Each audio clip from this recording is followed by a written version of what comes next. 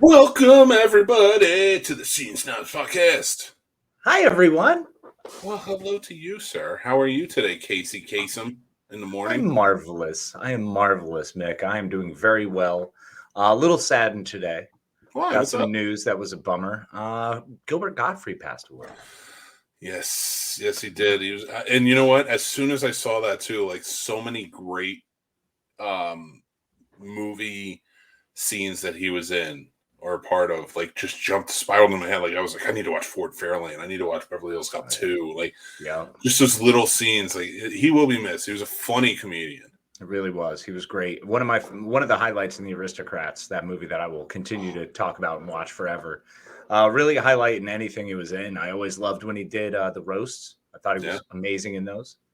It's such a weird thing too, because we lost Bob Saget, of course, this year. We lost Norm Macdonald, now Gilbert Gottfried, Louis Anderson earlier.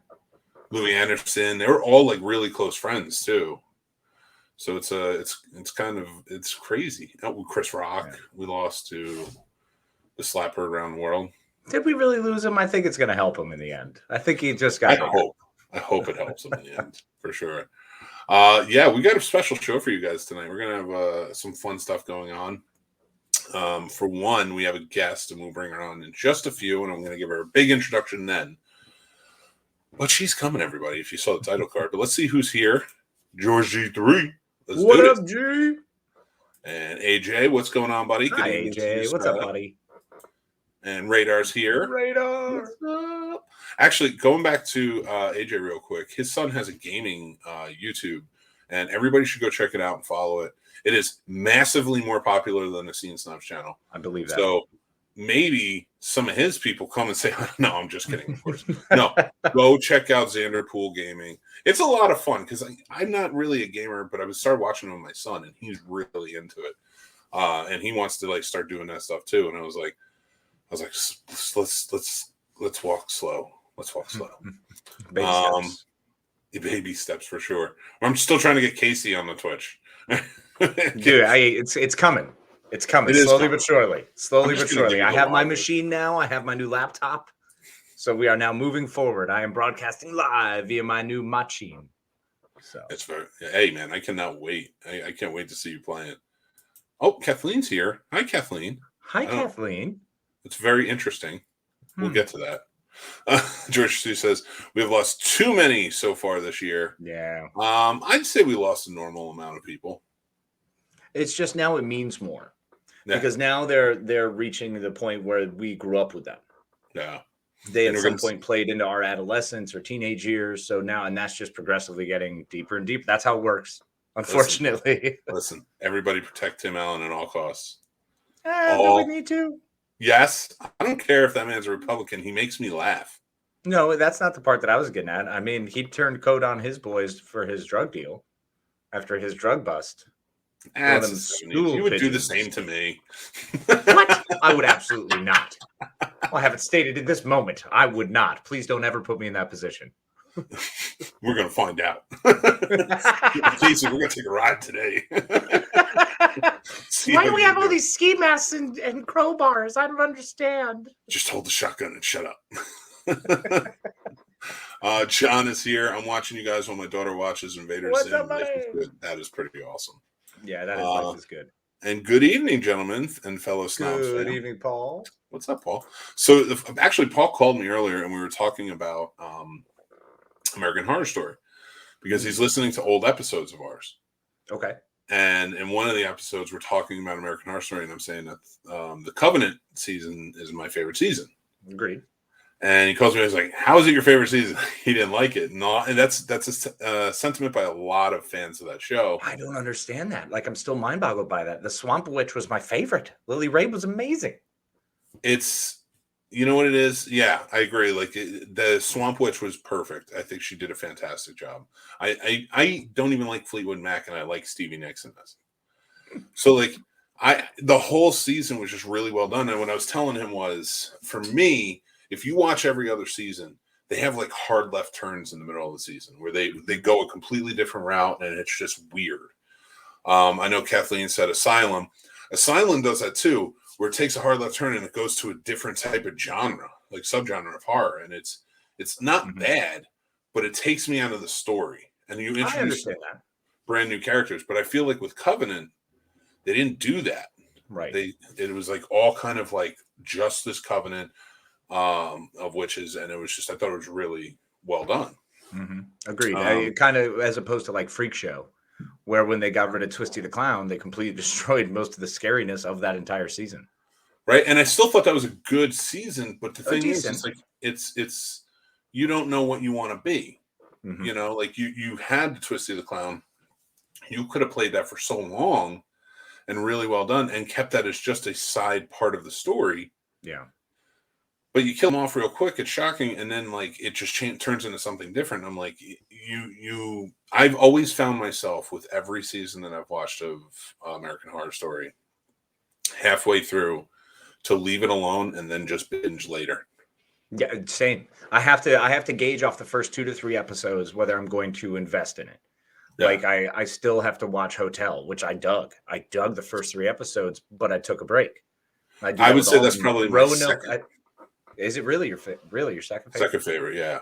Wow, Roanoke is the next one that I'm going to watch though, because Roanoke is one that everyone has said it's good. So I'm curious. It's funny. So, cut to Casey in a dim room yelling. It was all Mick's idea. Yeah, that's true. I had nothing to do with it. It wasn't me, officer. I don't know why I'm here. Look at that big guy in the Scene Snobs outfit. Kathy Bates in Coven was great. Kathy Bates in anything was great. Yes. Kathy Bates and Angela Bassett even better. And I'm not. Bassett, bro. That's my girl right there. Oh my God, Angela Bassett's amazing. Oh, they're both so good. Roanoke is the GOAT. It is not the GOAT. Roanoke is very much not the GOAT of that. I completely respect your opinion. I think that if you love it, that is fantastic, and I'll never take that away from you. But it is dog shit, and you're wrong. No. Croatoa radar, Croatoa. No, radar. I'm kidding. But at Carolina, we're gonna go. Yeah, we should go toe to toe and like debate it. It'd be fun. But I liked the first half of Roanoke, but then the second half changed it up to a reality show sort of situation, or vice versa. Somehow how they worked it out, and I was just like, yeah, I'm not into this. I was like, it wasn't fun for me. Fair. Well, I mean, that's people don't like the Blair Witch. What's up, Corinne? Yeah, I love the Blair Witch though. I kicked it in the river. What? I like both of them. Kicked the nap in the river. Book of Shadows was amazing. Yes, it was. 100%. It was wonderful. Definitely amazing. If you ever kick a nap in the river while we're hanging out on a trip together, by the way, that's it. I'm out. I am just clomping off into a different direction. I mean, at some point you gotta go somewhere. Like you gotta find something. Like follow the water. It goes somewhere. Yeah, always. And then, or just get in and swim it. It'll be fun. Always. In the creek that's up to your shins. I'm doing it. I'm getting there. You completely lost your mind on day 4. You mean every tubing trip in the Shenandoah I've taken? Every single tubing trip where they're just like, it's this beautiful river. I was like, it's knee high. What are we doing here? And there's rocks everywhere. Those are the safe spots. Right? I was like, there's not one tube that I've ever sat in a river that, first of all, stayed up. Secondly, didn't pop. I just swim at this point. I'm just like, that's all right, buddy. We're going to have to work to find you a better one. That's all there is to it. It's true. So we're going to bring on our guests, and I want to get to our first topic, but Radar says, debate challenge issued, accepted, and it also takes a big man to admit when they're wrong. I'm proud of you, man. I do admit that you're wrong. I want to welcome our first guest, our only guest tonight, because we are not Conan O'Brien. The greatest of guests. The greatest of guests since our last guest. Bingo. And she is fantastic. She is one of the hosts of Pop Culture Addicts and Funny Science Fiction podcast. So you should go check them out. Mrs. Kathleen Wass. Yeah. What are you doing with the lighter? Playing with it because I was bored. Yay, playing with fire. Here. You took too long to introduce me to the show, so I just was playing with it. First 10 minutes go to the hosts. I know. We need our monologues. So, Kathleen, thank you for coming. Before we get started on any topics, we're happy to have you on the show. tell us a little bit about your shows so everybody can find them and check you out. All right. Well, your shows out. I wasn't awkward at all. No. So, as you mentioned, yes, I am one of the co-hosts of both the Funny Science Fiction podcast and Pop Culture Addicts. Funny Science Fiction live Monday nights at 7 on our YouTube channel. New episodes go up on Fridays. You can find us at Funny Sci-Fi. I had it all written down because I was going to do this and forget it. That's smart. It's the way to do it. Well, so it is. Write it down. Yeah, at Funny Sci-Fi on Twitter and Instagram. Pop Culture Addicts, new episodes go up on Mondays. And then we have our special series, our Friday 5 at 5, which is where my counterpart Tim and I alternate weeks on talking about our top 5 whatever for the week. My last one was my top 5 favorite Disney soundtracks, which involved me singing. Yes. All right, very nice. Which was really cool. Tim's was his top 5 underrated 90s bands, which was a lot of fun. That one was a lot of fun too. So mine will come out this Friday. I actually recorded it last night since I am going to be recovering from surgery later this week. So this is surgery. A podcast, so the dead air is appreciated. Surgery's always fun. Surgeries are always fun. Yeah. So much fun. So. No, that sounds awesome. That sounds like a really fun list. And I know you're getting into the singing because we were talking about the 1-2 step earlier that was stuck in your head. Hopefully it's still stuck in there. Always. It's blaring in mine. I got Sierra on loud.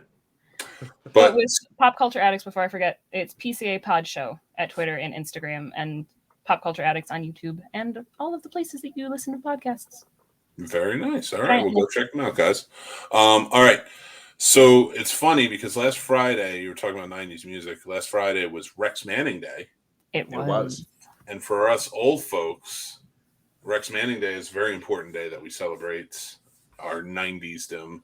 And it's funny because every time I watch the movie Empire Records, it reminds me of just being a kid. Not a kid, but like I was a teenager at that time. Right. You know, living that life, working in those things, in those stores. Casey knows. He's been there. Oh yeah. I was a movie gallery kid. And I always thought it was so much fun because you kind of build that camaraderie and everyone gets kind of snarky and everybody has their own opinions that they're smarter and better and know better than everyone else. It's wonderful. So watching that at Empire Records just brings such joy to my life because I've definitely worked with one of them. It's a fun movie. It's definitely, yeah. And I don't feel like that doesn't exist anymore. Like, I'm sure there's kids who are working and stuff like that. Don't get me wrong. I know there's places. And I know there's a camaraderie there. And it's never going to go away.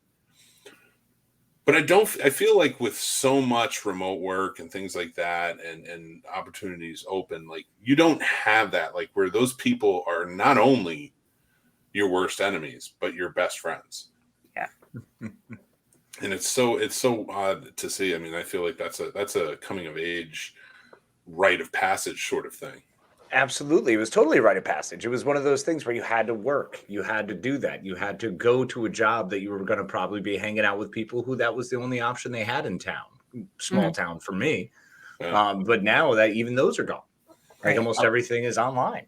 So I worked at the mall. Oh, the mall. My first job was for my brother. I sold women's shoes. And then after that one went away, I went and worked at Vitamin World. So let me tell you, it was an interesting ride. See, that would have been so much more fun. I went straight from high school and babysitting to working in a nursing home. Oh, wow. So babysitting to babysitting. Uh-huh. Well, there you go. To being told that I don't have to listen to you. I have underpants older than you. Which is a problem in of itself. That works perfectly into our first topic because I was watching Empire Records and I was thinking about what are some of the most angst-filled movie scenes? Gosh, there's so many. There really are. I mean, we can just knock out Twilight out the gate. Actually, just going to say that John walked into our room the other day. I was having a really rough day. I had gone to a room to wrap myself in our giant red blanket and have a depresso nap, and he walked in and he's like, Twilight. I'm like, It helps me feel better, okay? How does that movie make anybody feel better? First of all, It that puts me whole to sleep. I think it was the second one. It might have been the first one. I don't know. I don't remember. I don't care. Was there a werewolf? Yes, you know what it was? That was the second one. The werewolf was there. But when he goes away and she just depressingly sits in the window. at her window for like seasons. Like it's just seasons. It's so hard because it's written like that in the book too, where like you turn the page and it's the spring, fall, winter. I'm like, why? It's so why did you do this, Stephanie Myers? And you know, like she's claimed that it was supposed to be written as a parody and that people took it seriously. And I don't know if she's trying to cover her butt on how terrible it is. It's got to be. But if you think of it as a parody, it's way funnier. It's a parody without trying. That's one of the reasons I enjoy it. It's like a Mel Brooks movie. Right. Yeah. Let's face facts here, okay? Anybody can write a book and anybody can publish a book. And that's the problem. Just like anybody can make a movie. And that's great. That's great. It's fine. You can do it. But it doesn't mean you should. Doesn't mean that you should. There's a lot of things that everybody can do but shouldn't do. That's valid. Our buddy Paul says that he did a Twilight marathon a few weeks ago. Judge me. We are. Oh yeah, judging hard. 100% judging you. All up in here. Because I know you're sitting there like, these are the best looking werewolves on screen ever. And then we hate you for saying that. Because we all know it's American Werewolf in Paris. But I do want to say I appreciate watching on YouTube and hit that like button. Hey, keep on carrying on. Remember, 5 stars. Tell us how you really feel. Thank you, Radar. Yes, we did reach 600 subs. And we're climbing. Good job. It's getting there. So we're very excited about that. That is an awesome accomplishment. Thank you. It's all one rung at a time. It's mostly that guy. It's all that guy right there. He's the master. He's the guy. I will say this: the Empire Records scene where she walks into work, Deborah walks into work, of course, played by Robin Tooney, and she has the long hair and walks right into the bathroom with her bandaged wrists and just shaves her hair off, and then comes out and doesn't say anything. Yep. Rory Cochran's face is priceless. He's perfect in that movie. He nails it. And then, of course, the shock me with my wild, rebellious actions. I know, right? But I'm just like, this angst is so bad. It kills me. And it's just like, and then you think about it and you're like, I did that. I've done things like that. I was going to say, who hasn't done that? What's the worst angsty thing you've ever done? Back then, we were different. We did angsty stuff. I mean, I've shaved my head because I wanted to, because I was all angst driven. Because woe is me. I need to hear this. I need to hear it. I need an angst story from you. Okay, so my angst story is I had just gone through a breakup. I decided to go out that night and just drink the town dry. So got absolutely hammered playing terribly sad love songs everywhere I went. Because, I mean, that's my MO anyway when I'm happy. Yeah. So went home, threw on the notebook, because, of course, what else do you do when you're super sad and hammered and feeling upset about life? Throw on the notebook. And then went through an entire bag. And at the time, there were like 20 razors left in this bag, and they were all like just the 2 blades. Yeah. And I had a pretty big mop. Yeah, exactly. The cheapo big ones. But they were, fancy 2 blades. And I proceeded to use the entire bag and shave my head. I will say this. I do not believe that's out of all the years I've known you. I do not believe that is not a true story. I believe that is 100% a fully true story. I get it. Been there. I've shaved my head out of more of like anxiety, where I'm just like, my hair is so long and I don't understand why. And I just run in and shave it, and I'm like, oh, I'm not sweating anymore. It feels good. And it was just a bad idea because I look terrible with a shaved head. But I will say this. All I imagine Casey doing is drinking like a 5th of scotch, sitting on a bar, but like where we rest our feet. Mm-hmm. He's just sitting there drinking it, and he's pumped. He's pumped like $40 of quarters into the jukebox, and it's just Hoobastank the Reason and Iris for the Goo Goo Dolls over and over again. First of all, Hoobastank the Reason was absolutely one that I played on repeat ad nauseum. Way too much. Followed up with Air Supply, but meaning that was rough. I got kicked out of the bar because they're like, enough. I don't know what's wrong with you, but you gotta go. Casey's like got his long duster on, and he's like, "But I love her, and I'm just like Nick Cage. I'm gonna jump off this building. I will die for honor. I'll be human. I'll feel human again." So Kathleen, let's hear one. We gotta hear that story. Oh lordy! So not long after I turned 21, I went over to friends from school. I've known them since first day of kindergarten. They got married. 2013. So they had just gotten married. Went over to their new apartment, brought my big old bottle of wine and my flowers for my friend Emily. And we went to Art Price and we went and got hot dogs. And then Emily and I split the bottle of wine and 7 shots of blue raspberry vodka and 2 passion fruit rum and orange juice combos. Oh. And I don't remember most of the night. That's very fair. Other than I was texting a friend of mine at that point. And when he asked if I was safe, my response to Emily was if he gave an F, he wouldn't have moved back across state. I don't know why he thinks he has the right to ask me if I'm okay. To which she replied, because she was the more sober of the two of us, she texted back with the "It's okay, I'm safe, I'm with friends." And I've been married to him for 7 years now, so. Nice. All right. Yeah, no, it was a very, I did not handle him moving very well. Oh my God, I just see it like this giant frilly drink with a big old umbrella, just hair on one side. Like, why is he asking me if I'm okay? Oh, well, no, I was face first in the toilet bowl, and the water was blue at that point. Oh my God, that's crazy. Been there, done that. Yep. Yeah. I don't remember much of that night. There are glimpses of it. That is one of them that I remember very, very vividly. Nothing like hurling Windex to bring back to the memory banks. Oh yeah. And Casey then driving home the next morning and realizing at part of my drive with I shouldn't be here. I don't know how I got here. Having to pull over multiple times because I was still dry heaving. Yeah, never do that. Never do that. I got home and my mom. Now. I got home. My mom goes to my dad with your daughter's hungover, and I'm like, not yet. I will say this though. We did blue drinks are always my favorite. Mm-hmm, yes, they were. We had where we lived, and Casey bartended there for a long time. We would go and we'd hang out, and they made a special because if I drank, I stopped drinking beer a long time ago because it started giving me really bad acid reflux. I used to drink it like a champ. Casey can attest to this. Yep. But then I was like, I'm just going to switch to like the fruity. And fruity, by fruity, I mean it's stacked with fruit. Like the really sweet, fruity drinks that make me feel good.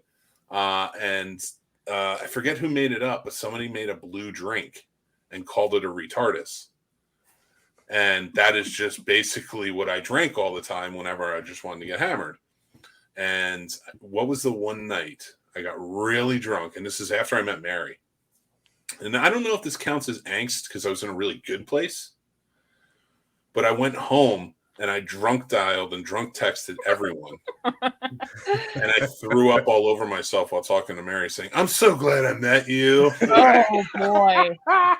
That is true love right there. Oh, it's stunning. It was a beautiful sight. And it's so funny is people give the fruity cocktails so much crap when those things will kick you in the pants harder than anything else because they are just liquor.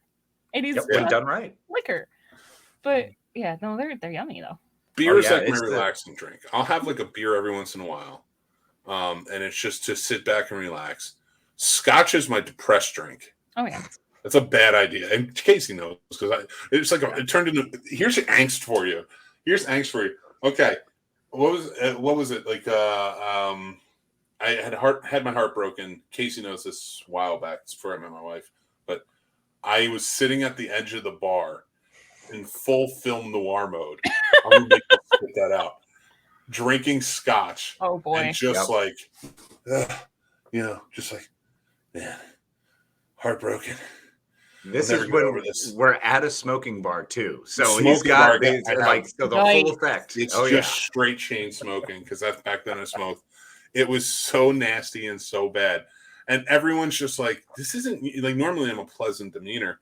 There was like, this isn't you. Are you okay? I'll take another scotch. Like trying to be hard, but then it's like as soon as they turn around, like when I was really nasty, they're like, I'm like, but please, can I have another one? Like, because I can't keep being mean. Like, you want to be mean, but you can't keep being mean. Right. So you're just like, so it was like angst, but it was like stupid angst. See, like, I didn't have anything super other than the horrible drunk night, which was the only time I've ever gotten drunk, and that is the only time I will ever get drunk because that was awful, and I'm not doing that again. The only other thing was, like, I was house sitting for some friends, and the friend called with the, hey, so how's everything going? I'm like, oh, it's great. It's good. We're good. And she's like, why is your voice echoing? Because I'm sitting in your hot tub. Oh, no. I'm like, because I'm at your house, so I'm in your hot tub. Okay. Are you eating something in the hot tub? Ice cream? Like, Is it a pizza? Is it a pizza? Yeah. No, I was eating Ben and Jerry's Cherry Garcia ice cream, sitting in the hot tub, sobbing my eyes out after watching The Notebook. Could you imagine? Can you imagine angsty eating pizza in a hot tub? There's like, just so messy. I want some pepperoni. Yes, I can. It would be delightful. I would just be sitting there watching some awful movie that just I can't hardly wait. Like when Ethan Embry takes off and goes and talks to the angel. Yes, that is angsty. That is a level of angsty that is so not required. Or when Jennifer Love Hewitt freaks out on him at the party. Like that was messed up, man. She deserved to. This woman has been treated like an object people. The entire time. That is the most problematic movie there is.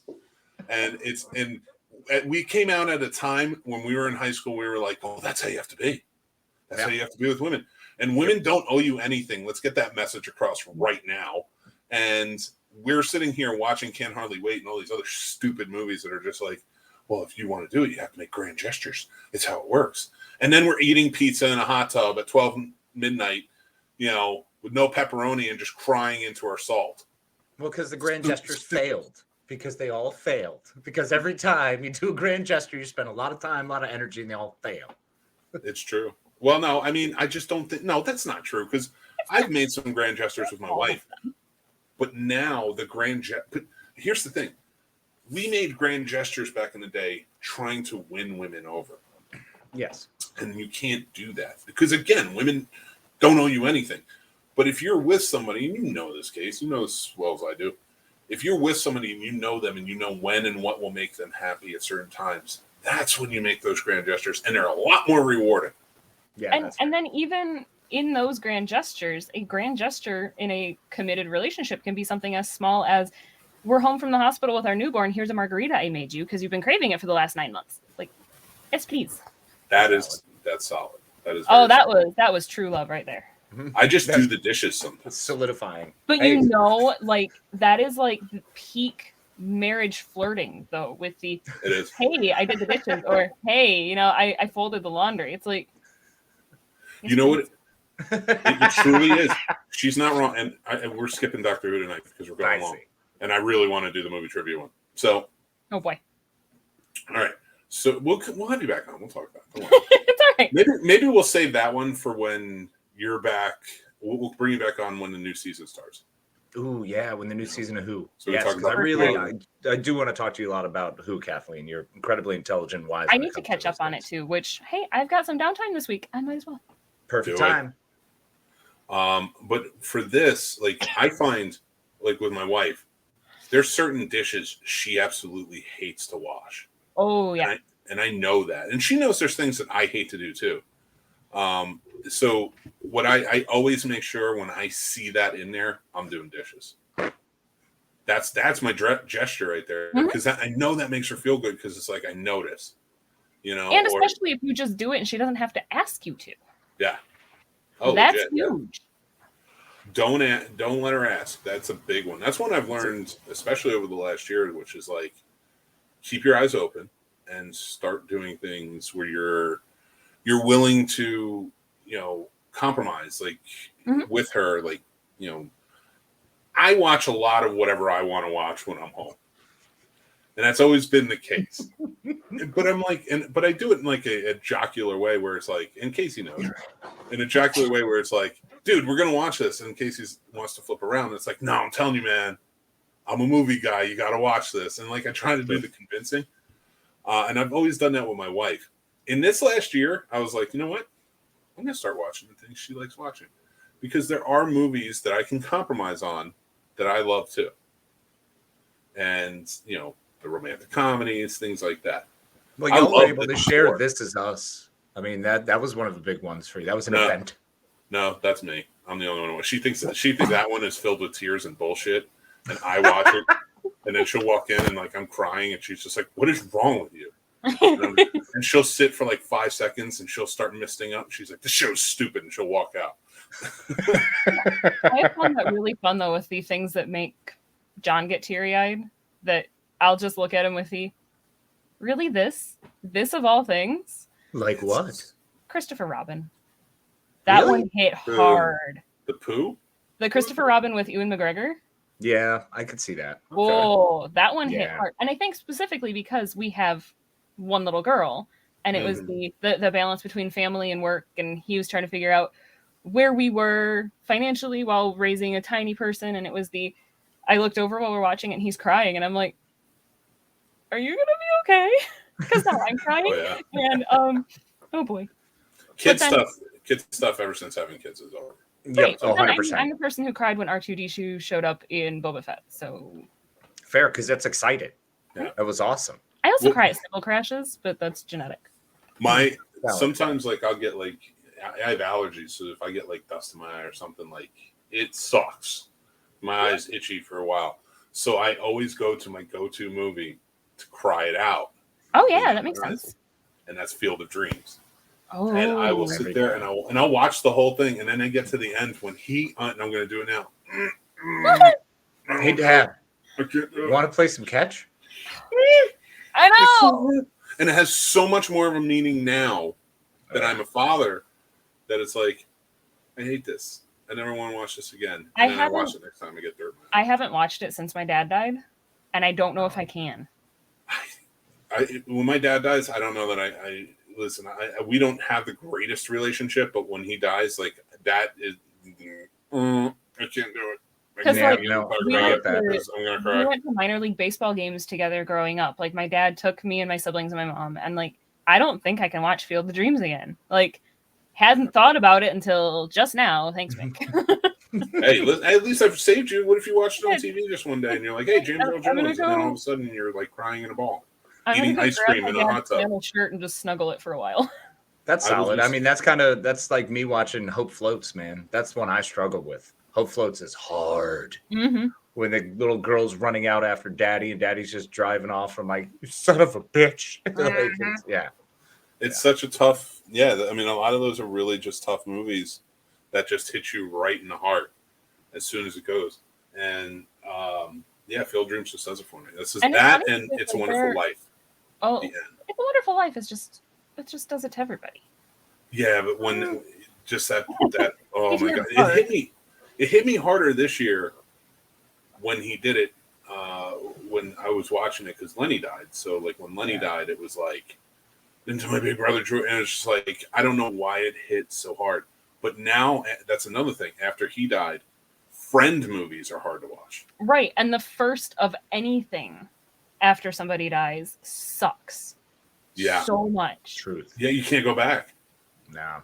I had to avoid some stuff after that because I was like, if I go to this right now, it's going to be ruined for me. I've had songs like Boys of Summer by Don Henley is one that messed me up today on the car ride home. I was like, I haven't heard this one in a while, and immediately sent me back to one of my friends who passed, and I was like, damn. I was walking through a dollar store a couple weeks ago, and Cats in the Cradle started playing, and I'm like, I'm out. God. I am putting down the stuff that I was going to buy, and I am leaving. Like, I will come back in 3 minutes and 45 seconds when the song is over. Yep. Like, I hate this song. I am not doing it. If there's ever been a time where I'm sitting there and like I'm working on something, and my son's like, "Hey, Dad, can you do this?" And I was like, "Yeah, I can't do it right now. I'm busy, buddy." My wife will start singing Cats in the Cradle, and then I run. I'm like, I don't care what happens. And that's why we're only at 600 subscribers. That's the same thing that happens to me, though. I do the exact same thing. Anytime River's like, "Hey, Dad," and I'm like, "Oh, hold on, I'm in the middle of something," I will realize what I've said. Yeah. And Cats in the Cradle will start playing, and I'm like, nope. It's such a tough situation. It really is. And it just gets you. And I hate those moments where it's the legitimately I can't spend. I have to focus on what I'm doing. I will, as soon as I'm done with this, I will come talk to you. I will come play with you. And that the look on their little faces, and it's like, or this can wait. I don't care. I don't need to apply for a new job. It's fine. No, I'll do anything you need, child. Whatever you ask, spawn of mine. I don't need to go to the bathroom right now. I can hold it. Yeah. That was so funny, too, because mine's reaching that age where it's no longer cool to have her in the bathroom. Like, at least when they were young, it was like, well, they're coming in anyway. Right. They're going to follow you whether or not you, unless you lock the door. Yeah. And even then, they'll still find a way. Like, mine can materialize through doors. It's very strange and uncomfortable. Or it's just the doorknob rattling the whole time you're in there. It's like, oh my gosh. They're just trying to shake it free. Seconds to pee. They're going to vibrate in like the Flash. Like, Oh my God. Wonderful.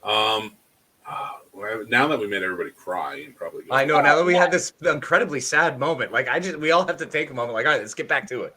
Let's do some trivia. You weren't all angsty on us, and our brains are like, oh, we can do angst. That's what happened. I didn't ask for angst. I asked for movie scenes that had angst in them. Yeah, and now it just grew into angst. It's the angst show. Emo kids who are not totally over being emo kids, and we can't stop it.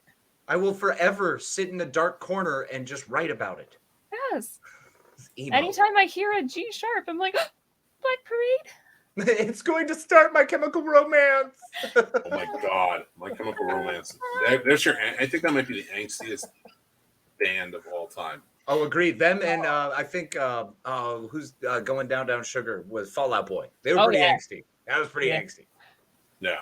It was so funny. I'm walking through my living room the other day. My kid's watching Spidey and His Amazing Friends, and I'm like, I know that voice for the theme song. I'm like, I know that voice.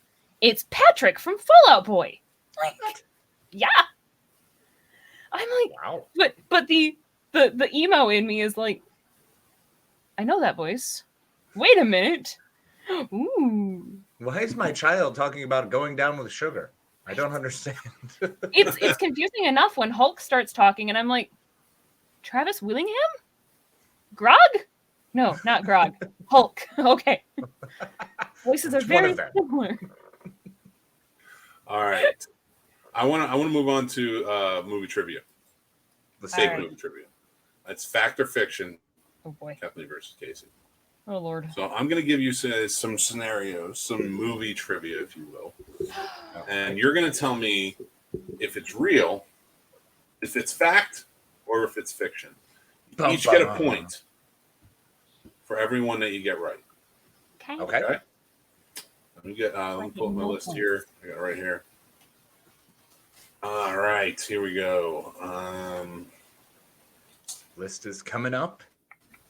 Yes. No, I had one list up. I need to pull up another one. Look at this. It's not me doing dead air this time. Okay.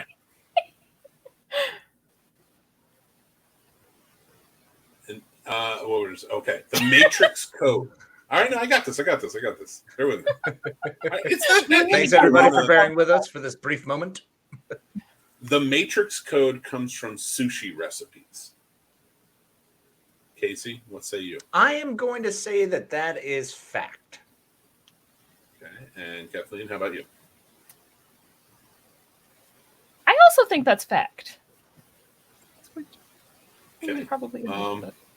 It is, in fact, from Japanese cookbooks for sushi.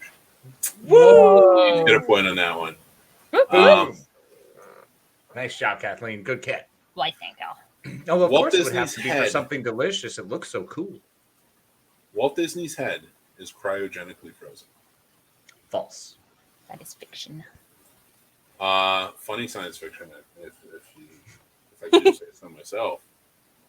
Okay, here we go. The rain in Singing in the Rain. But was that fact or fiction? I'm not telling you.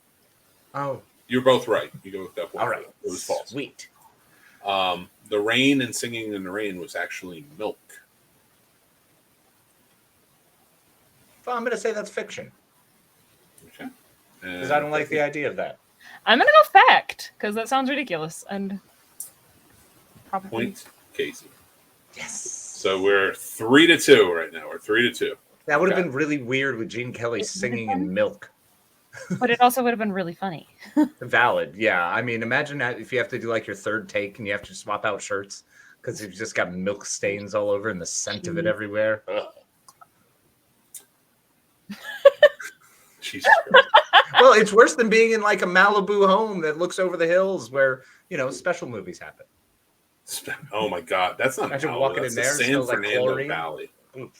Oh, sorry, I know. Didn't I've you been write there. for one?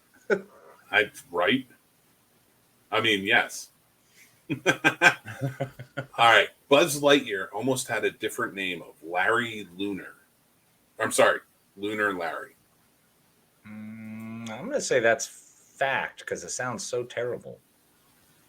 I also am actually thinking that's fact. It is a fact. Ooh. Lunar Larry. Very good. So it's That's 4-3. All right. I see you, Kathleen. A Japanese woman died looking for the Fargo money. Fargo isn't a true story, but it started out as this is a true story. Right. And the Japanese woman died looking for the Fargo money, thinking that it was a. That's got to be fact because there's 1,000% people doing that. I'm going to go fiction. 4-4. Ooh, that was all in right. fact fiction. I should get my Riker on. I have my beard set. Like I might I didn't do my hair tonight, so I just be like, that's fiction. Oh yes, do it. Because Donald Trump is amazing. Okay, where we go? Okay. Riker was one of my first celebrity crushes. Rightfully so. Gates Beagle. McFadden, oddly enough, was one of mine. Mm. Yeah. We'll see how that goes. They're all coming back for Picard. I know. Viggo Mortensen's pain in The Lord of the Rings was real. See, when he kicked the helmet as an expression of frustration, he hurt. Fact. I'm going to say he broke his leg or broke his foot. Something stupid. It is fact he broke multiple toes kicking that helmet.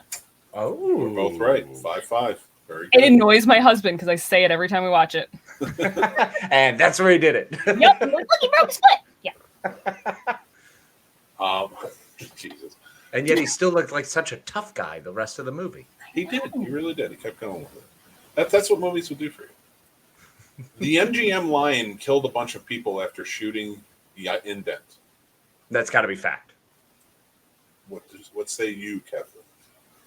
I'm going to go fiction. And it is.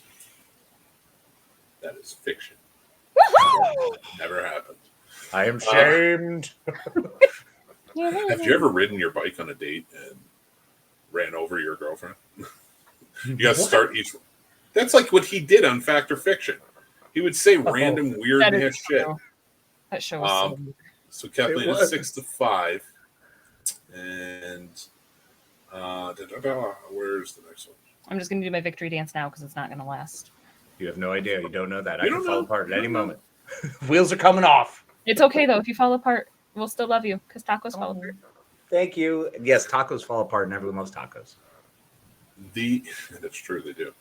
The Nightmare Before Christmas was in production for more than 3 years. Fact. Definitely fact. All right. So that's 7-6. Sweet. That's And stop we're frame, gonna go with man. the I love final that one. stuff. We're gonna do the final one now, and then we'll do some free talk afterwards. Okay. A stuntman died during the chariot race in Ben-Hur. Fact. Kathleen? Fact. That is, in fact, fiction. It is. Whoa. Ooh. A stuntman did not die. And that leaves Kathleen the winner. 7 to 6. Congratulations. Congratulations. Get out of my Thank you. spot. No, I didn't really have any control about whether or not I was in your spot. Go back down to your guest hole. Or just shove like towels and shit down the hole. There you go. Wow. Don't worry. It's all for love. It's all for love. We reposition out of love. You know, and I totally get I'm mean to the people that I like. I'm nice to the people that I don't like. Exactly. Which was really funny when I said that to somebody, and she's like, "But you're always so nice to me." I'm like, uh-huh. Yep. Oh boy. Look her dead in the eyes and said that, and she's like, "Oh, you're so funny." I'm like, those are the people who seem to struggle with hints. Oh yeah. That's very fair. Now, I asked for a pony growing up and got one. Yeah. Wait, you got a pony? No, this person that I know. So that's like good. Asked for a pony and actually legitimately got one. Like, she was the little girl who her parents bought her a pony, and then she was terrified of it. But that's good. She was terrified of it. That's a great. Oh, that's amazing. Yeah, karma. I'm sorry if Casey was like to his parents, "Hey, can you buy me a pony?" and they did. Guess who's his best friend riding a pony in the next week? Which, on the record, I did not get a pony because I was immediately told we had cows and that I could ride the cow. So did you? Yeah. Did you ride a cow? Can you ride a cow? Yeah, it's terribly uncomfortable. Like, terribly How do you uncomfortable. do it? My legs are split like this. Well, it's where you sit. Yeah, exactly. They're huge. And you can't be right up on their hips. No. We were on one Tinkerbell. She was a very nice cow. She was very chill. And then she got too big. And then we tried to ride Landy, who was the other one, cow with horns. She was cool. She was a little better about it. She didn't care as much. She'd give us about 5 minutes and then was like, all right. She'd start kicking her tail up towards us. Like, let's go. She just That's it? moving. Like, they just kick their tail up? Yeah, she'd just get annoyed. Well, not all of them. We also had a bull that would have definitely bucked me off. Well, yes. Oh, my God. Dude, remember that time we went to that country bar? I do. And I went on my first mechanical bull ride, and I didn't last 1 second. No. This dude, so we go to this country bar in Connecticut. We live in Virginia, and this is the most country thing we've ever been to. And they had line dancing. It was amazing. They didn't just have, no, you set the tone, sir. They didn't just have line dancing. They had a hall in the side room. A dance hall. It was bigger than the bar. Mm-hmm. That was just strictly for line dancing. And these people take it so seriously. Yep. You have to stand up against the wall and wait to be invited in. And they're going. And you don't go out there and fuck around. You do not fuck around in the line dance. You go out there, and if you're not good, that's fine, but you have to try to do the steps. Mm-hmm. They don't mess around. But they had a mechanical bull there, and we were getting a little tipsy. We're having some fun. Yeah, a little bit. We're hanging out with our friends, and we're feeling good. I was like, they have a mechanical bull. I'm getting on. And I'm like, everybody else is getting on. It's just like, it's not that bad. The women are riding it. Now I get why. I get on, and this dude must have turned this thing up to 11 because that bull was like, nope, I may not be real, but I'm not letting your fat ass on. No, it definitely kicked you hard to the left, and you fell right down. Right down. Like, I was a sack of potatoes. Like, it didn't even really launch me. It was just like, boom, you're down. Yeah, straight falling. It was just a fall over. It was very anticlimactic and hilarious to be there for part of it. It was wonderful. It's funny, as I thought I wanted to go and try a mechanical bull ride, but now that 30 is right around the corner, I think it's a really bad idea now. No, now's the time to do it, because if you wait any longer, you'll definitely break something. Yeah, I think if I had done it before 25, it would have been different. You were the second. How old were we when we did this? I was like 35. First off. Yeah, we were not. Were we really? I was in my 30s. Yeah. Yeah, bro, we were. It was like 34, 35. Oh, my goodness. Because I had never ridden one before. It was like a travesty. Because you would have thought me, of all people, would have ridden a mechanical bull. Well, obviously, I mean, LA. That's the most country thing you guys have ever seen, where I'm thinking about the town that I grew up in, that we literally had drive your tractor to school day. Yeah. That's amazing. Like, you know what? Well, we didn't have an actual day for that. We just had the option at any time. They're like, yeah, you want to come bring your tractor? And that's fine. It was like part of homecoming week. It was one of the days of homecoming week was drive your tractor to school day. That's amazing. Wait, you guys are farm kids. I was a city kid. Mm-hmm. I was a city kid. We didn't I live in a country area now where we pass all the cow farms and stuff like that. And I had to drive my kids to school, which is very much on a country road, right next to a huge market, farmers market. Mm-hmm. And sometimes, especially during the fall, which I hate the most, it's not buses you got to worry about. It's the tractors. Mm-hmm. And it's like, you have to do this shit in the morning. I have to take 45. Like, now that means Every morning, I have to wake up ass crack earlier to take my kids to school to make sure I don't run into you. Mm-hmm. And yet, on a country road, you can pass. The lines are broken. But not in the morning because everybody's going to fucking work, so you can't do it. Right, and sometimes they're wider than the road.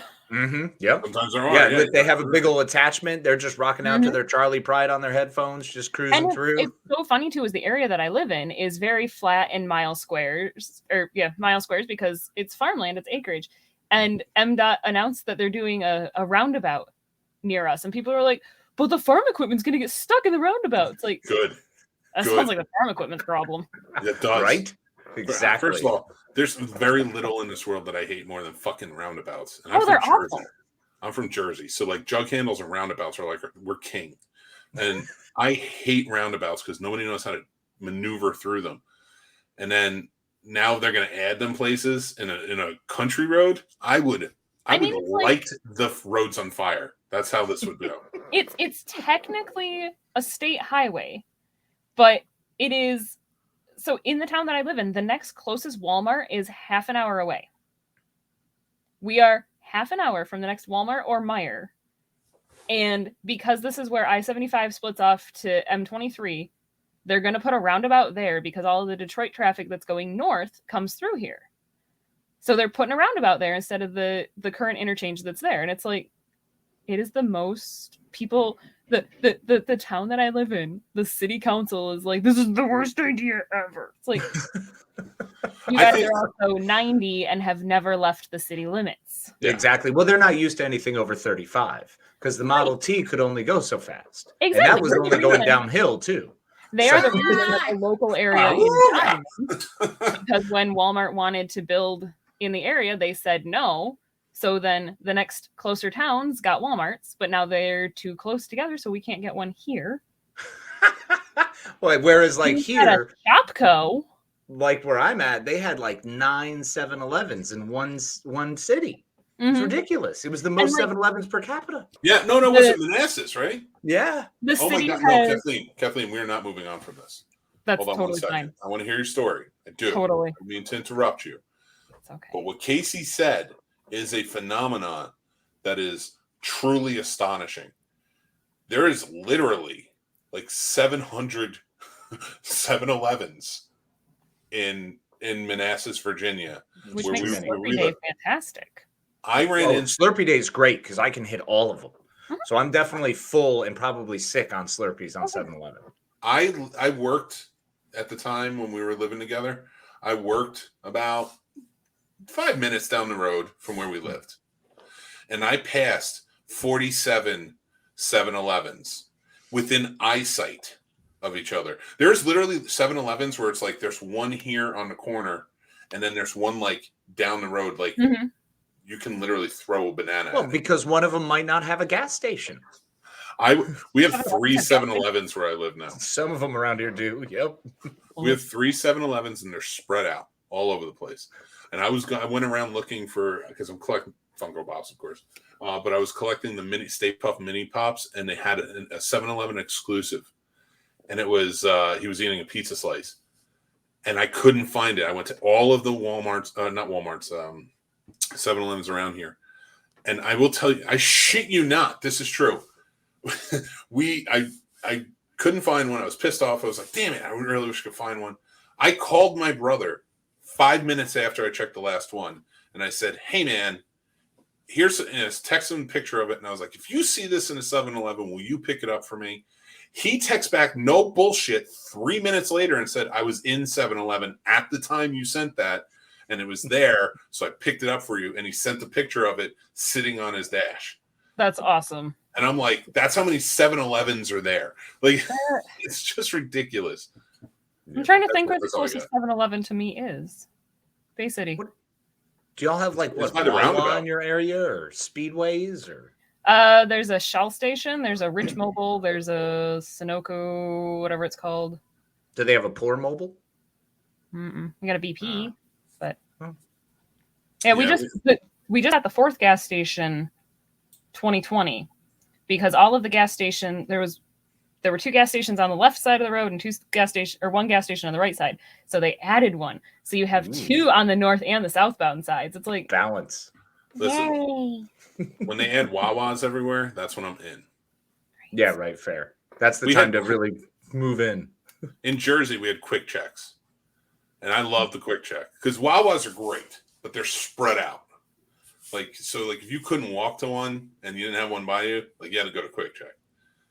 The one thing I hate about here that they did so well in New Jersey is A, pizza places, and B, actually there's one in Manassas that does it right, but I'll get to that. And B, there's the sandwich shops, like like a Wawa or something like that, where you can go in and get a really good sandwich. Blimpies up gas north, station. man. We Blimpies got up north for the business. Yeah, but they're like gas stations, but you don't feel scuzzy for buying a sandwich there. Mm. You know, like 7-Eleven, you go in, it's like pre-wrapped, and you're like, yeah, this is suspect. I don't know. But Yeah. they Speak make for yourself. them. I love them. Oh, it's, We've I got mean, a they're good. Subway. They're It's not good. great. Yeah, Subway's not always good. problematic. I don't like And it's Subway. attached to the Shell station, Oh, okay. which makes it a little sketchier. Sketchish. Yeah, I have stopped at a. The Forwards employees are running both the Shell station and the Subway sometimes. Yep, been to a place like that actually in Pennsylvania on my way back through, and there was definitely a food thing, some fried chicken thing attached to it, and I ate there, and it was a terrible idea. And my stomach reminded me for 3 days after what an awful idea it was. So yeah, Who here has eaten gas station sushi?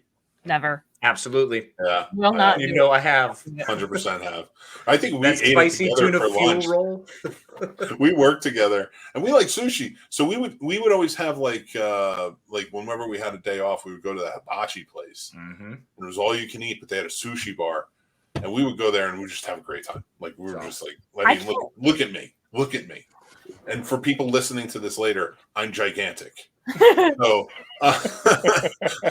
so that all you can eat place was perfect. I mean, That was now really we're great. Yeah. Post I can't COVID, even do fast food seafood at all. Like, well, it's not fat. Well, no, I can't do gas one station is. seafood. I can't do fast food seafood unless it's like a sit down restaurant that I know they have like specifically cooked this because I ordered it. Like Red Lobster? Is that the line or? Red Lobster is a little sketchy, even. Fair enough. Yep. But like, there's a local restaurant that does a fish fry on Fridays, and like Nice. that is hot and fresh to the point where if you get it to go, it melts the styrofoam. Like, Oh, that's awesome. Oh, well, you see, here's the thing, Kathleen. When I was young like you, at 30, I would eat all that crap. My wife will never let me get away with that now. But at 30, I could do whatever I wanted. I didn't care. But then I would get food poisoning, and I would blame like the restaurant I ate at, and I would just be like, yeah, no, it wasn't those beef sticks and sushi at the gas station from 4 a.m. It was definitely a really nice Italian restaurant I ate at. And Clearly. I'm never going to eat there again. It was my mushroom risotto and my nice gnocchi and a cream sauce that jacked me up. Oh, sounds so good. I want chicken franchise. I have such food anxiety anyway. It can't. Wouldn't happen. Okay, like Fair what? enough. Let's pick on this. Oh, it's a fun spiral. It is a fun spiral. Well, now I want to know because I want to I'm fire trying away. to think of my food anxieties. So I have a fear of puking. So Okay, fair. even Fair. in cooking my own food, I obsessively make sure that it's to the right temperature per what the safety standards are, because I am terrified of giving myself or my family food poisoning because I don't want anybody puking in my house. That makes like- sense. It's bad. If you don't want to puke, hum. If you hum, it stops you from puking. That is a good trick. I'm gonna need to Yeah. remember that. Like my daughter, Hum like 1-2 step. like in December, my daughter woke up in the middle of the night and said she didn't feel good. Said she was hungry, she wanted a snack, and I'm like, okay. So I got her like a Go-Gurt, and she only ate like 2 bites of it. I'm like, that's not a good sign.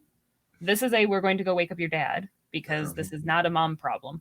She Yeah. wanted to snuggle in our bed, and 20 minutes later, she's like, I think I'm ready to go back to my bed now. I'm like, okay. So she goes to sit up and pukes on our bed. Yeah. But I'm like already half out of the bed, so I grabbed the trash can and flung it and hit my kid in the face with it. Oh! I am trying to make sure that there's a container for her to puke into. As I have puke dripping down the side of me and all over my bed. Oh yeah. Yeah. That is that's never brutal. fun. 2 in the and- morning. Actually, if you have to clean it up too, trust me, I hate puking too, so I'm with you. If you have to clean it up, go get coffee grounds and sprinkle it on. It completely takes the smell away. Yeah, it was my husband's like, okay, so in case she does this again, I'll take her. We'll go out to the living room. Can you handle this part? And I'm like, sure. Yeah, totally. I got this part. Like, I had gotten the big red blanket away from her in time that I didn't have to figure out how to wash the giant crocheted blanket. Oof. But I'm like, sat down on my chair. I'm going to have a 5-minute panic attack. I'm going to be done panicking, and then I will clean this up. It'll be fun. But it's funny, as even at 2:00 in the morning, and I'm like, I should call my mom. No, I'm not going to call my mom. Why do I need to call my mom? She's not going to do anything. She's 3 hours away. Yeah. No, I do the same thing. Same situation. My daughter was getting it out of both ends one night. And I walked by and it was heartbreaking because I'm just, you're there and you're trying to comfort. But the first initial shock of it was like, oh, this is happening. And she looked back at me with the shock of, what is my reaction supposed to be? And you don't realize how twisted your face might be. So I'm pretty sure what my daughter saw, she's hurling and pooping at the same time, was like something, just a look of sheer terror and sadness, but then fear. Yes. Like, and then my initial thought was, I have to call mom. Like, mom will know how to do this. That's our first reaction is I need to call my mom. Mm-hmm. And wait, no, she's 3 hours I'm the adult. I'm not going to be able to do anything. Yeah, no, I just kind of stay in the other room and let my wife handle that. That's her area of expertise. I can handle shit. I can handle all the other stuff. Right. And that's the thing is, like, working in the nursing home, there were other girls that I worked with that we had deals. I'm like, if any of my residents are puking, I need somebody else to take it. Mm-hmm. And they're like, okay, well, we have this resident who needs an enema. We have this resident who's got this. We've got this resident and I'm like, done. Yeah. I will handle that. You take the vomit. I can't. That's a very fair trade. Yeah, not in your favor, but that's a very fair. No, I mean, I used to get the same trade during cleaning up in the bathrooms after a bartending shift. The wonderful life they don't tell you about bartenders. You get to clean toilets too. And so it was everyone great is there was the night where the radio. I'm on the other end of the building. The radio comes over with, "Hey, Kathleen, we've got a new admit in rehab. Can you come down and help the nurse do a skin assessment?" I'm like, sure. Like, no. Okay. They're like, well, so-and-so is going to swap out with you. I'm like, all right, that's not a problem. So she goes, she takes my spot. I'm like, so what's going on? She's like, it's a neglect case. And I'm like, okay. All right. She hands me a container of Vicks with you're going to want this. Put Vicks under your nose. You can't smell anything. Truth. Sure. This guy had the worst bed sores I have ever seen. Man. Gangrene and maggots. And I'm like, that's rough. This is nasty. Bad, yeah. I'm like, I would handle this any day over somebody vomiting, but this is disgusting. Yeah, that's a hard one. And the nurse was so sweet. She's like, are you sure you can handle this? Because this is a lot. And I'm like, I'm good. See, I'm such a selfish lover that Casey can attest this. When my wife and I were dating, we would hang out. Like, we would hang out with Casey and his girlfriend and another couple that we were friends with, and we'd hang out over their house. Well, they had like the smallest bathroom. Like, one person could fit in this bathroom. One me could fit in this bathroom. One Casey could fit in that bathroom. Like, remember when I had to pass a stone there? I do. The worst. So many bad things happen in this bathroom. You just hear the bang, boom, smash. Like, I guess it's just like, like. And I came out, and that was like the first of 3 stones that were coming. But anyway, my wife was really sick that night, and like, we were all close enough where like she felt comfortable enough that she had to go to the bathroom to go, and she had to throw up, and I just kind of kept checking on her, like kind of inching towards the door, like, hey, you doing all right? You want a glass of water or something? And I think she just wanted somebody to be there. But I can't deal with puke. Then I'm gonna puke. Yep. And that's a tiny bathroom, and it's like I have to throw you. And she's like Casey size, so like, right. There's no place for me to be puking in here. I don't fit. I have to stand in the bathtub and hopefully get it where it needs to go. Yeah, that was not a great shining moment for me in our dating relationship. It was just kind of like, it was like that Alec Baldwin moment from 30 Rock where he's like, she's throwing up and he's petting her with the broom from far away. Yep. So to cycle this back around to the other things that we've already talked about tonight, because I can do that with this story. I got John stupid drunk doing the Twilight drinking game. Oh, God. Oh, no. Every time it sparkles, you got to drink? When he sparkles, you chug. What about when she frowns? There are you drink more? Yeah, so, when there's a burrowing... when Bella keeps going back and forth? Brow. Yeah, pretty much. And it was just for the first movie. I'd have to find the rules online again. Honestly, if you're going to do it, you should do it with beer. Because beer's not going to kill you as quickly. We only had Kraken. Oh, no! What is wrong with you? Oh, Kraken and I have a long story. The first 4 times I bought Kraken, I had to drink the whole bottle. I don't know why. I had a problem. So John decided that in his Twilight drinking game, he was going to wrestle the Kraken. And it got to the point where he asked for a straw for his shot, and I told him no. He may or may not have licked rum off of the coffee table at one point. I don't remember. Will happen. We all do it. But he got horribly sick, as you would when you drink that much alcohol. And lick a table. When I went to go check on him, he was puking into our bathtub. Oh, God. When I asked him why, he's going to be so mad at me for this. When I asked him why, he told me it was because he couldn't find the floor to get to the toilet. Totally valid. That's amazing. And I, being the loving, caring wife I am, left the puke for him to clean up the next morning. That's messed up. Because I couldn't do it. Yep. You challenge anybody to a drinking game with Kraken, the challenger must abide to clean up. Or you have to keep buckets around. I could not, for the life of me, try to clean up the puke that was in the bathtub. It's true. It's true. So John says his wife is a monster. So, this night ended up with him sleeping in the bathroom on the floor until he was sober enough that he could make his way to the couch. I locked the bedroom door with me and the pit bull in the bedroom just in case he did anything stupid. Oh, I have a friend that liked to sleep on the floor in the bathroom. Again, this is many moons ago when we lived together. But he would get hammered, and then we shared a bathroom. Yeah, and he would pass out on the bathroom floor because it was comfortable and block the door with his feet. The floor feels good when you're overheated and feel like exactly. crap. And I was very tall. Am tall, so unfortunately I'd take up the length of that bathroom that we both coexisted in. And I wake up next morning I have to go to work. Get up. Casey does not wake up. He don't wake up.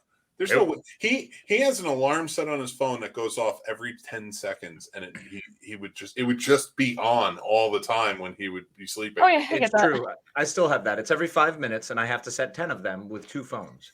And eventually, at some point, I'll wake up. Yep. Yeah, me too.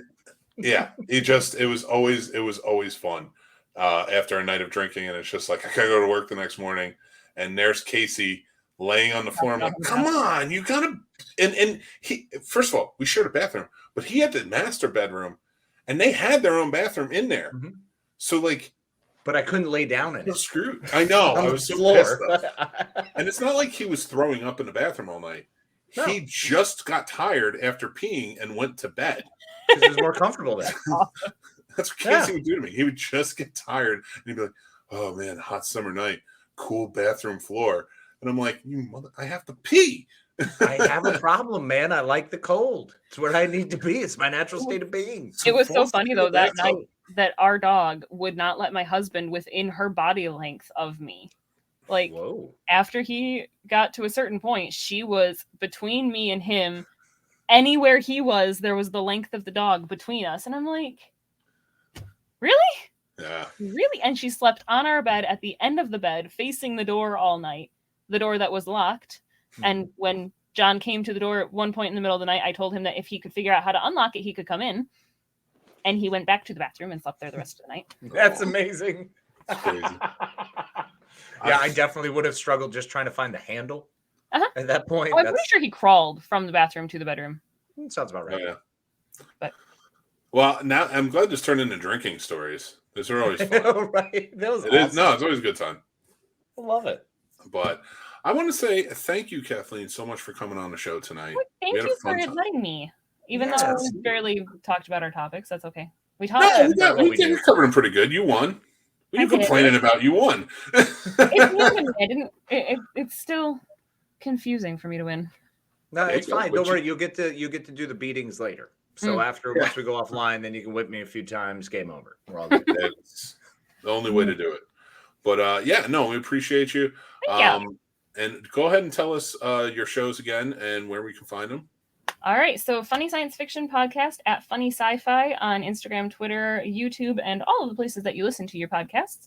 Pop Culture Addicts at PCA Pod Show on Instagram and Twitter, YouTube channel, and again, on all of your audio podcast platforms. If we're not there, let us know, and we will try to put our show there. All right. Sounds good. All right, everybody. You heard it there, and we'll put links in the description below so you can check them out. But thank you very much, Kathleen. We're going to let you go right now, and then we're going to close out the show, but we will see you in just a few. But aren't you many? Thank you. You're amazing. Thank you for letting me be here. Yay. It's so much fun spending time with you. Thank you, Kathleen. Hit the wrong button. All right. Now I hit the right button.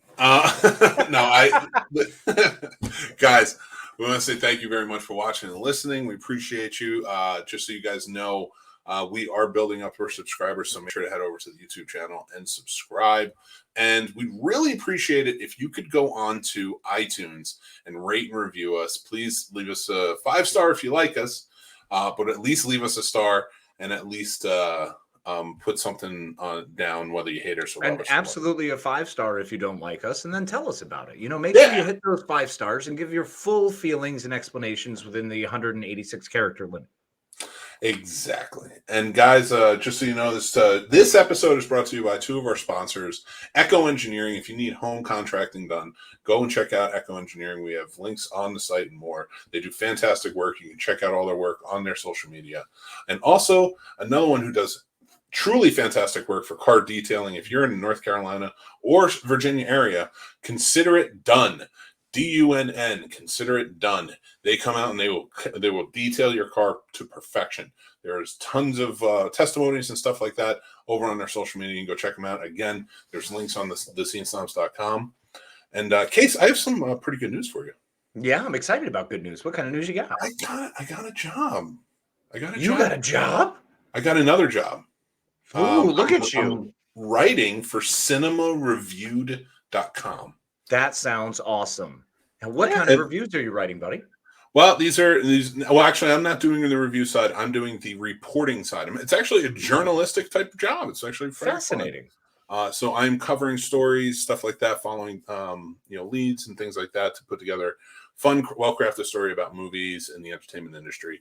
So if you guys are interested in any of that, I have like 7 or 8 articles up now. Go check out cinemareviewed.com. There's lots of great articles. I work with a lot of really fun people. But we are out there, and go follow them on social media as well.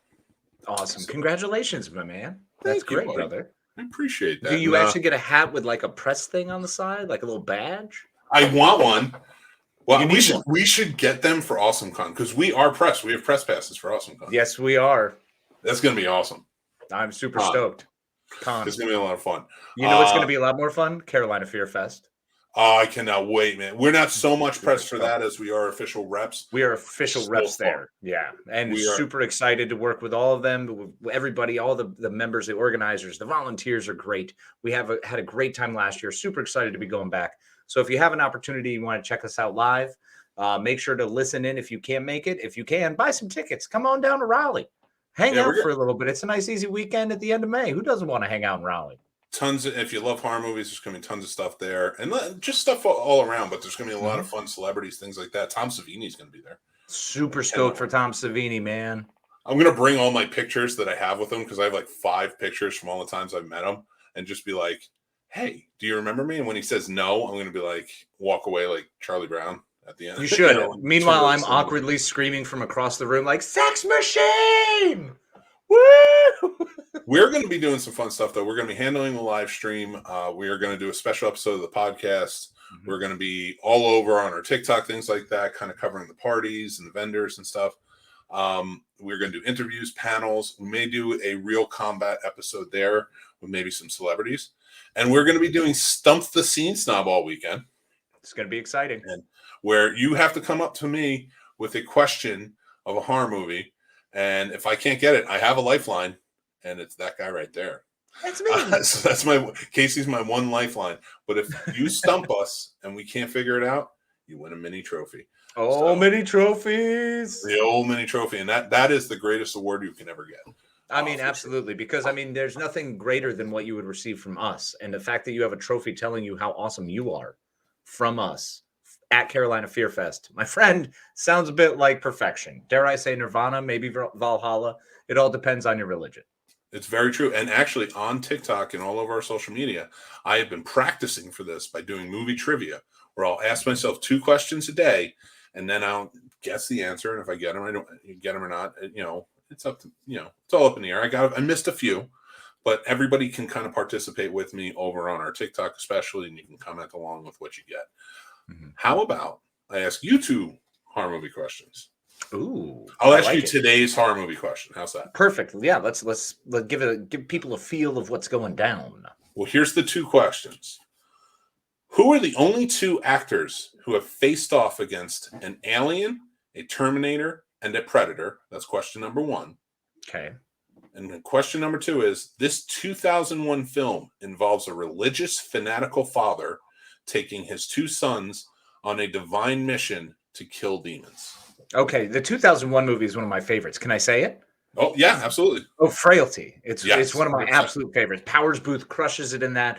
Matthew McConaughey is amazing in that, man. He's there, Fenton Meeks, Directed by the late, great Bill Paxton. Oh, yeah, done fantastic. Well, and acted with Bill Paxton, who he crushed it as well. The first one, I believe, is Arnold Schwarzenegger. Incorrect. Okay. All right. Well, Danny Glover was my other option there. Incorrect as well. Okay. But I could just keep throwing stuff at the wall, but I feel like it's just reaching at this point. That's fair. I will give you 1. And then I know you can guess the other one because it's connected to the second question. Okay. Lance Henriksen is 1. Oh, snap dizzle. Because, Alien. I completely forgot about it. Yep. Now think about the second question and how does that connect to the first one? Okay. Bill Paxton. Who was in an Aliens, a Terminator, and a Predator movie? Bill Paxton. There you go. Because Bill Paxton got jacked up in the bar by a Terminator. Yep. No. Terminator, he was one of the guys in the beginning when he took his clothes at Griffith Park. Yeah. The one who he jacks up. Who's like, hey, man. He's got he's Bill Paxton. Do you know who the other one is? The big guy that he actually takes the clothes off of? Jesse the Body Ventura. Good guess, but no. It's Brian Thompson, who was in Cobra. And he also played Adam. He played Adam on Buffy. Yep. He was also one of the minions of the Masters on season 1 of Buffy. That's true. Yeah, he was. Yep. Yeah, I think he popped up a few times on that show, playing different things. He was like a fan favorite. Well, he's amazing too. He's just that actor who's kind of built for it. He's great. Yeah, 100%. And that was actually the first celebrity I ever met at a convention. Get out. What a good one to meet. That was the reason Lenny and I went to Chiller Theater the first time. I think it was 99 or 2000. I forget what year. He was the reason we went because we loved Cobra. Yeah. And we wanted to meet him. Cobra's amazing. So, and he also played the Buffalo Bill character in Joe Dirt. Oh, yeah, that's right. What a throw. But I will tell you this, my friend, it's always fun to do the show with you. We always have a good time. We always laughing and joking. And I appreciate you. Appreciate you being on the show. Appreciate all of you listening and watching. And I'm going to let Casey take it away because he always does better than I do. Well, my friend, I appreciate you and love you as well. There's no one else I'd rather do the show with, or any show with for that matter, because you're my favorite human being.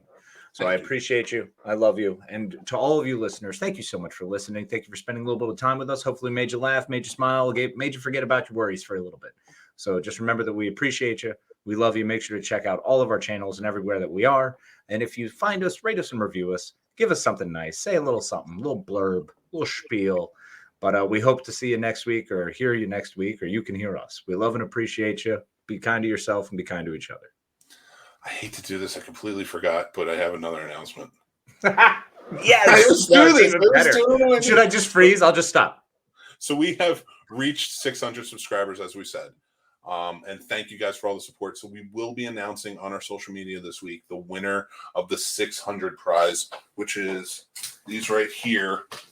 The Joker pin, Funko pin. and the Dumb and Dumber Harry and Lloyd Funko Pops. And then we will be going on to the 700 gift, and we will have gifts every 100. So 7, 8, 9, and then 1,000. And when we get to 1,000, we're going to live up to it, and we're going to show Second Grade to Love. We're going to have a Yep, it's going to be a full Second Grade to Love watch party, in which we will also be wearing onesies. The onesies watch party. We're doing. I will wear my Snorlax onesie for that. Better. I'm wearing the Dragon Buddy. So, guys, put the word out there to get us to 1,000, because you're not going to want to miss my first short film. It was amazing. And it's abysmal and terrible, and the making of featurette that's longer than the short film. The making of is so intense, especially with how much you stroke your hair. I do in my beard. It's so bad. I didn't even have a beard. I didn't have a beard. You did not. You just kept rubbing your face uncomfortably. Like, as COVID and what we've gone through now with the whole don't touch your face, watching that might give me anxiety now. Yeah, I don't doubt that. But when we get to 1,000 on our Discord, we will have a watch party. You believe that. So help us get there. Thank you again for all the support. I'm just going to play it because Casey said it perfectly. Night, y'all. Thanks for watching and listening, everybody. I'm the Scene Snob, Mick Manhattan. You can check out the Scene Snobs podcast live every Tuesday at 9 p.m. Eastern on our YouTube channel, or all podcast platforms afterwards. Also on our YouTube channel, you can check out great shows like Real Combat, the ultimate debate show for movie lovers, mixed movie picks with new recommendations every week, Geek Fest Live every Sunday night, and new movie reviews and news all the time. Like and subscribe, then hit the notification bell so you know when all of our new episodes drop. Thank you so much to all of our amazing Patreon supporters, with whom this would not be possible. They help keep the lights on and support us in such big ways. If you would like to become a supporter on our Patreon and take advantage of all the perks like monthly giveaways, early access, and so much more, head on over to the Scene Snobs Patreon page and just sign up on one of our 2 tiers. Join our awesome community of geeks, movie lovers, and so much more, and join up on our Discord. The Scene Snobs Discord is now live, and you can head over to thescenesnobs.com for links to there and more. The Scene Snobs merch store is now open with original and fun designs that are available on all different types of merch and apparel. Check out thescenesnobsmerch.com. Make sure you like, follow, and subscribe to all of our social media accounts like TikTok, Twitter, Instagram, Facebook, and so many more. We have fun updates, topics, we talk about collectibles, and so much more on there. It's a great time. You can find all of our links to everything on thescenesnobs.com or on our link tree, which are down in the descriptions below. Thanks again, everyone. Stay tuned and stay geeky.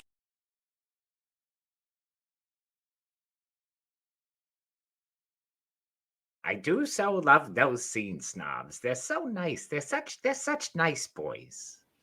They don't know whether they're coming or going. But they're always around, and that's really what matters, isn't it? They're good fellas.